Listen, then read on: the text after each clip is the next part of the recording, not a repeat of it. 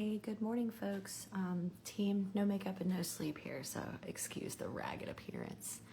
I wanted to make a video today because the past couple of weeks, I have been interacting quite a bit with faculty members at our institution, with students, surprisingly, that I've run into, my own child.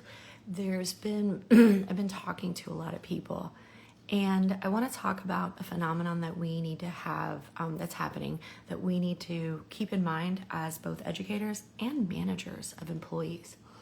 And that's cognitive load. And if you're not familiar with educational terminology, a cognitive load is when the brain pretty much is like a sponge, right?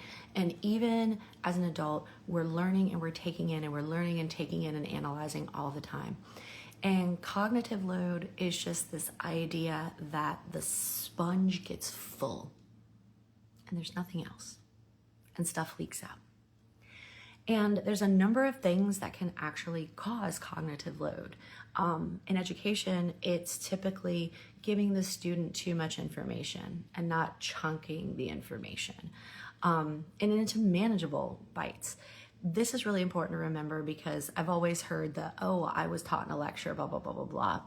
You didn't learn in a lecture.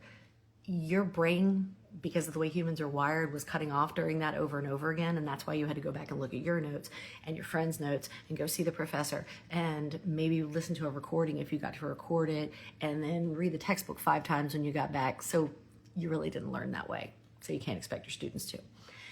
So that's one of the ways in which it occurs. It's just overload of the task at hand.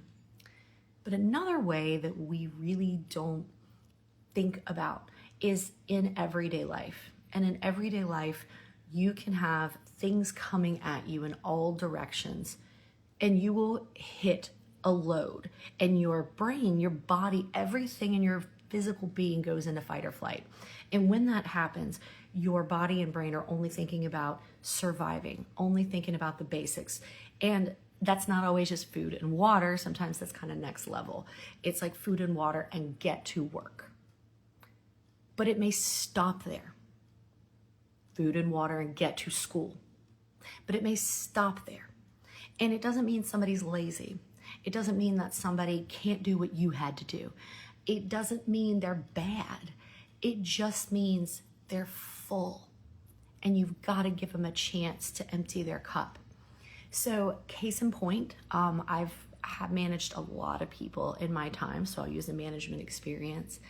And there have been busy times of the year, because as we know, education, right, guys? Beginning of the semester, end of the semester. Beginning of the semester, end of the semester. Midterms, registration. Crazy times for everybody across the year. And I have had employees forget projects, miss major deadlines. Like major, I have to report up to like my boss's deadlines. And they're upset and they think they're going to get written up and get fired.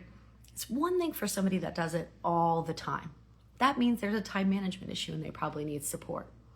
But in a lot of these cases, when somebody misses that deadline or forgets that homework or misses a project milestone, or in real life forgets to check their tires and a tire blows, but normally they're good about everything else, they've just hit cognitive load.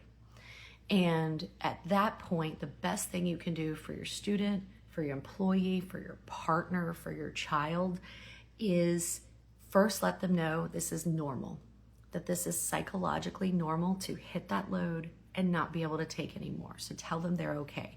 They're not a failure. They're not a loser. They're not lazy. They're okay. The second thing you want to do is ask what you can do to ease that load. Because sometimes it's self-induced, sometimes it's not. Sometimes it's to the point where I thought I could, and now I've bitten off more than I can chew. But our society is not forgiving. Our society demands perfection. And if you bit off more than you can chew, you shouldn't have done it, and it's your fault, and blame, blame, blame, blame, blame. That's not how the human works. It's not how the body works. That's not how the brain works, which is why we've gotten into this nasty blame and finger pointing culture. So when you go to work today and you work with a colleague, or you manage your employees, or when you go into the classroom today and you're teaching your students and you're talking to them, when you come home after work and you're talking to your kids, your partner, think to yourself, if something like this happens, if they forget something, if they're acting out of the ordinary, their sponge could just be saturated, and you need to do what you can to support them, because eventually the water leaks out of the sponge and we're back to normal. You just gotta wait for the brain and the body to reset. For tips on how to do that and help folks, hit me up in the comments, send me a message. I'm happy to help. If you don't know who I am, my name is Dr. Bree Jackson. I am a faculty professional developer, professor of education, dean of teaching and learning, and I have been in education and working with how people learn and how the brain thinks for over 25 years. That's scary. Have a great day.